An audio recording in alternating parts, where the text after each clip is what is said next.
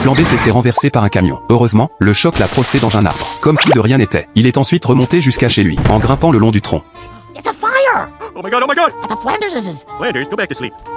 Le lendemain, la maison des Flandais a carrément été prise pour une décharge. Même sa moustache adorée a mystérieusement disparu. Son eau bénite s'était même transformée en acide sulfurique.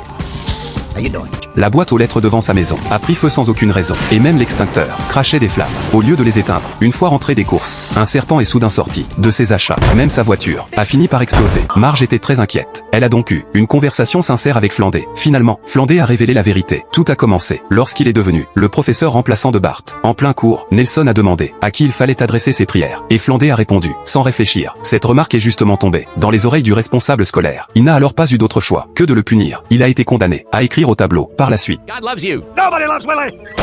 il a essayé de trouver un endroit où vider son sac. Mais toutes les églises étaient fermées. Ne sachant plus où aller, il est entré dans une église catholique, où il n'avait jamais mis les pieds. C'est là qu'il a rencontré Gros Tony. Gros Tony a proposé à Flandé de gérer avec lui la boutique pour gaucher.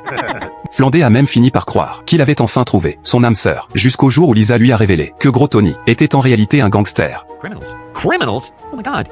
I see it all now.